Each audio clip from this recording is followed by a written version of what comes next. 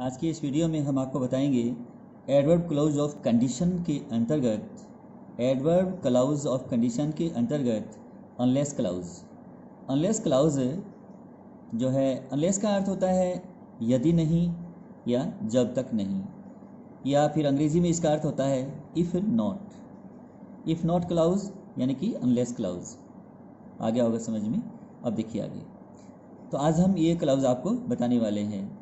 तो unless clause यानी कि अनलेस का प्रयोग हम सबऑर्डिनेट क्लॉज के पहले करते हैं। यानी सबऑर्डिनेट क्लॉज का जो वाक्य होगा, आश्रित जो उपवाक्य होगा, उसके ठीक पहले हम अनलेस का यूज़ करते हैं। तो अब उसके बाद में मेन क्लॉज की बारी आ जाती है, तो उसके मेन क्लॉज के आगे कभी अनलेस नहीं लगता है। ये बात आपको ध्यान रखनी होगी। क्लॉज को पहचाने पहले देखिए, अनलेस का प्रयोग हम करेंगे किसके आगे? सबऑर्डिनेट क्लॉज के आगे। पर सबऑर्डिनेट क्लॉज का जो टेंस होगा वो पॉजिटिव प्रेजेंट इंडेफिनिट का होगा।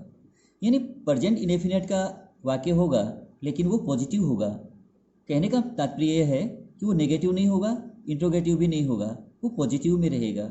यानी वो नकारात्मक नहीं होना चाहिए। नकारात्मक तो पहले से बन चुका है, क्योंकि अनलेस का मतलब ही यदि नहीं या जब तक नहीं, ये अपने आप एक नेगेटिव वर्ड है। तो फिर नेगेटिव का नेगेटिव नहीं होता कभी। ठीक है, अब देखिए आगे। तो ये पहला होगा। उसके बाद में इस सबऑर्डिनेट क्लॉज के बाद में, पॉजिटिव सबऑर्डिनेट क्लॉज के बाद में दूसरा जो वाक्य होगा मेन क्लॉज का जो वाक्य होगा वो या तो पॉजिटिव होगा या नेगेटिव होगा, लेकिन होगा फ्यूचर इंडेफिनेट में। फ्यूचर इंडेफिनेट का टेंस होगा, लेकिन वो वाला वाक्य मेन क्लॉज का जो वाक्य होगा वो पॉजिटिव भी हो सकता है और नेगेटिव भी हो सकता है। तो इसका मतलब ये है कि विल नॉट का संक्षिप्त रूप जो होता है वॉन्ट, नेगेटिव होगा तो विल नॉट का यूज़ करेंगे, या फिर वॉन्ट जो इसका नेगेटिव फॉर्म शॉर्ट में बनता है तो वॉन्ट का यूज़ करेंगे, या फिर हम सीधे ही इसका पॉजिटिव यूज़ कर लेंगे जो फ्यूचर इंडेफिनिट में होगा, विल के साथ में वर्ड फर्स्ट का यूज़ करेंगे। ठीक है, अब देखिए आज का पहला सेंटेंस जो मैं आपको अभी आपकी नज़र करने वाला हूँ। तो पहला सेंटेंस आज का है अनलेस यू आस्क हिम, जब तक आप उसे नहीं कहेंगे। तो ये टेंस कौन सा? यू आस्क हिम, ये प्रेजेंट इंडेफिनिट है, लेकिन ये पॉजिटिव है, नेगेटिव भी नहीं है, इंट्रोगेटिव भी नहीं है, अनलेस शुरू में लगेगा। ये है आपका सबऑर्डिनेट क्लॉज, आश्रित उपवाक्य। इसमें जो ये अपने आप में अर्थ की दृष्टि से ये इनकम्प्लीट है। यदि आप उसे कहेंगे, यानी कहते हैं, अनलेस यू आस्क हिम, यदि आप उसे कहते हैं, अर्थात इसका जो दूसरा अर्थ होगा, यदि आप उसे कहेंगे, यानी जब तक आप उसे नहीं कहेंगे, क्योंकि इसका मतलब है जब तक नहीं, जब तक आप उसे नहीं कहेंगे तो ही वॉन्ट, यानी विल नॉट का संक्षिप्त रूप होता है वॉन्ट, WON और अपोस्ट्रोफी लगा करके और टी लिखेंगे। ठीक है, तो वॉन्ट, ही वॉन्ट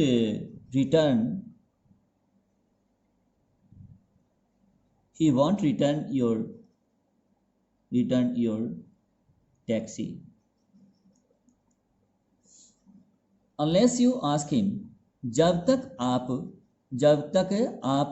उसे नहीं कहेंगे, he won't return your taxi, वह आपकी टैक्सी नहीं लौटाएगा। जब तक आप उसे नहीं कहेंगे वह आपकी टैक्सी नहीं लौटाएगा, वापिस नहीं करेगा। unless you ask him, he won't return your taxi। तो ये ही वॉन्ट रिटर्न योर टैक्सी, ये मेन क्लॉज है और ये सबऑर्डिनेट क्लॉज है। ये क्लॉज जो है इसके ऊपर निर्भर करता है। अगला वाक्य देखिए, इस क्लॉज को पढ़ने के बाद में इस क्लॉज को पढ़ना पड़ेगा, तब अर्थ की पूर्णता होती है। देखिए आगे अगला जो सेंटेंस है, unless he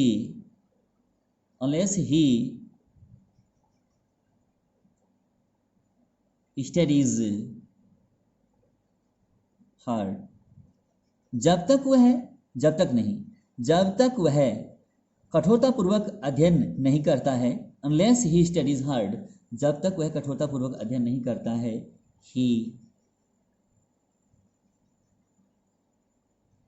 he won't he won't get a good job, उसे अच्छी नौकरी नहीं मिलेगी। जब तक वह कठोरतापूर्वक अध्ययन नहीं करता है, unless he studies hard, he won't get a good job, तब तक उसे अच्छी नौकरी नहीं मिलेगी। जब तक वह कठोरतापूर्वक अध्ययन नहीं करता है, उसे अच्छी नौकरी नहीं मिलेगी, उसे अच्छी नौकरी प्राप्त नहीं होगी। He won't get a good job। देखिए अगला, तो ये पॉजिटिव है और ये फ्यूचर नेगेटिव है। अब देखिए अगला sentence, unless you speak the truth, unless you speak the truth, जब तक आप सच नहीं बोल देते, जब तक आप सच नहीं बोलते, जब तक आप सच नहीं बोलते, तो you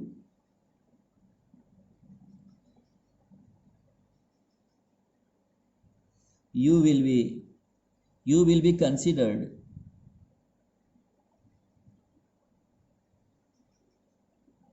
considered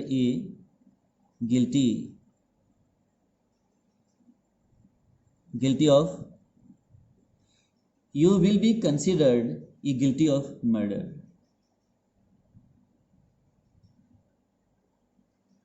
Unless you speak the truth, जब तक आप सच नहीं बोल देते, you will be considered a guilty of murder, तब तक आपको हत्या का दोषी समझा जाएगा। जब तक आप सच नहीं बोल देते, तब तक आप हत्या का दोषी समझा जाएगा। ये हुआ इसका। तो अब देखिए कि इसमें खास बात ये थी कि ये पॉजिटिव प्रेजेंट डेफिनेट है और इससे पहले इसका यूज हुआ है, ये सबऑर्डिनेट क्लॉज है, और आगे जो ये मेन क्लॉज है, यू विल बी कंसिडर्ड, आपको समझा जाएगा। क्या समझा जाएगा? ए गिल्टी ऑफ मर्डर, हत्या का दोषी, हत्या का अपराधी। ठीक है, तो ये हुआ आपका ये फ्यूचर इंडेफिनेट का टेंस। फ्यूचर इंडेफिनेट का टेंस है जिसके ये क्या है, पॉजिटिव में है। ये पॉजिटिव पैसिव कंस्ट्रक्शन में है, लेकिन ये पॉजिटिव है। विल है, इसमें वांट विल नॉट का यूज़ नहीं किया हमने, वांट का यूज़ नहीं किया है, तो ये विल में है, पॉजिटिव है। ठीक है, अब देखिए अगला सेंटेंस। अगला सेंटेंस जब ये जो अनलेस का यूज़ होता है ना, ये आप हमेशा ध्यान रखें कि इसको जो है पहले यूज़ करें। अनलेस इट रेन्स, जैसे ये लिखा जा रहा है, आप देखिए, अनलेस इट रेन्स, जब तक वर्षा नहीं हो जाती, जब तक वर्षा नहीं हो जाती, अनलेस इट रेन्स, जब तक वर्षा नहीं हो जाती,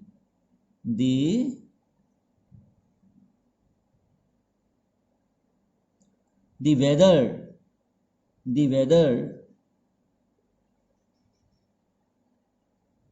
won't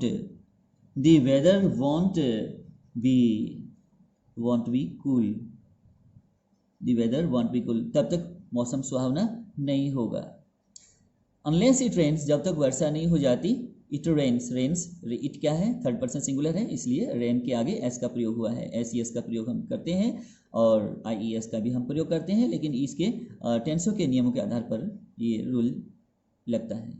अनलेस इट रेन्स, जब तक वर्षा नहीं हो जाती, the weather won't be cool, मौसम सुहावना नहीं होगा।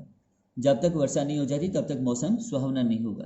देखिए इसके बाद अब ये क्या है, मेन क्लॉज है, इसको हम प्रिंसिपल क्लॉज भी कहते हैं, इसको हम रिजल्ट क्लॉज भी कहते हैं, और ये सबऑर्डिनेट क्लॉज है। ये अधीनस्थ उपवाक्य है, या इसको हम आश्रित उपवाक्य भी कह सकते हैं। अधीनस्थ कहने का मतलब है ये इस मेन क्लॉज के अधीन है। ये जब तक, यानी एक प्रकार का गुलाम वाक्य है, ये अपने आप में पूरा नहीं है, अधूरा है, इसके बिना ये अधूरा है। इसकी पूर्णता जो है, इसकी पूर्णता यहाँ पर होती है, यानी कि इस वाक्य को पढ़ने के बाद में जिज्ञासा इस वाक्य को पढ़ने के बाद में ही शांत होती है।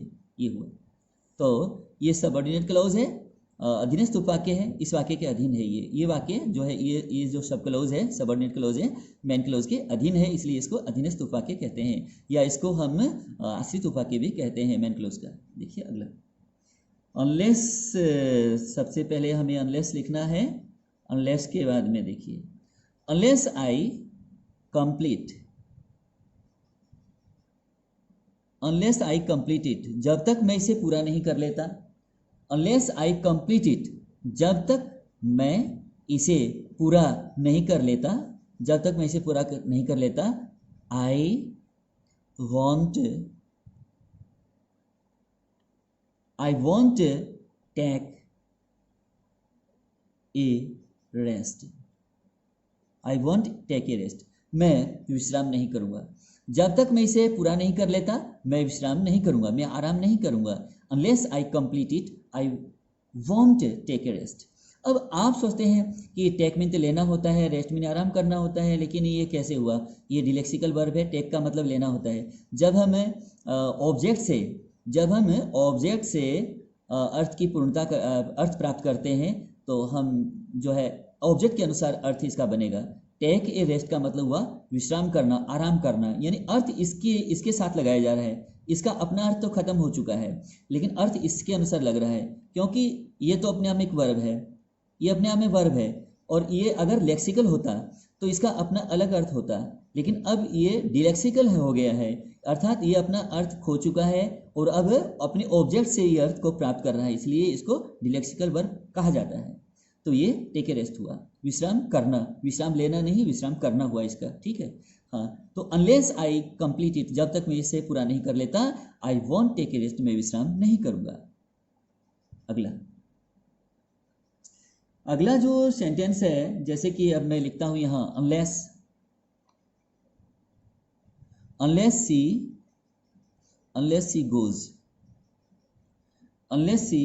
गोज लॉन्ग वॉकिंग, जब तक वह लंबी दूरी तक टहल नहीं लेती। अब क्या है कि ये जो है इसका अपना कोई अर्थ नहीं है गोज का, अर्थ यहाँ है इसका, ठीक है। तो आप इसके अर्थ जो है यहाँ से इसका अर्थ लिया जा रहा है, इसका अपना कोई अर्थ नहीं, इसका अर्थ तो चला गया है।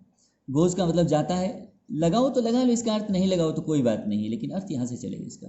Unless she goes long walking, जब तक वह लंबी नहीं घूम लेती, लंबी दूरी तक नहीं टहल लेती, कॉमा लगा करके, उसके बाद जब तक वह लंबी दूरी टहल नहीं कर लेती तो she want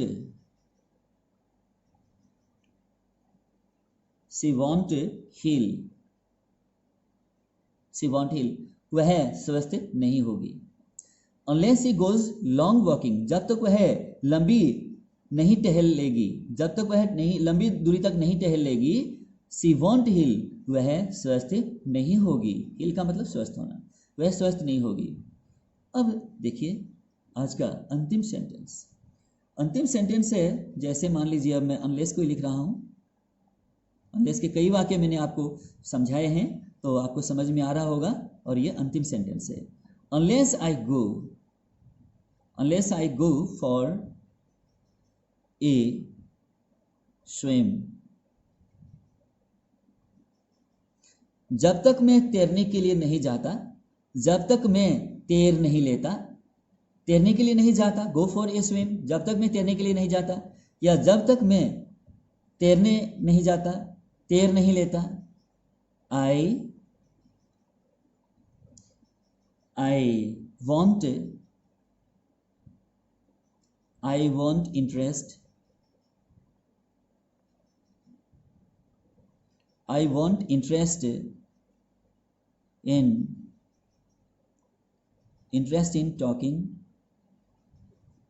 in talking to you,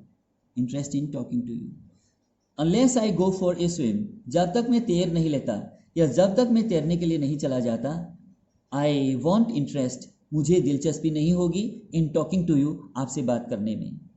जब तक मैं तैर नहीं लेता तब तक मैं आपसे बात करने में दिलचस्पी नहीं लूँगा, अर्थात मैं दिलचस्पी नहीं ले पाऊँगा आपसे बात करने में जब तक मैं तैर नहीं लेता।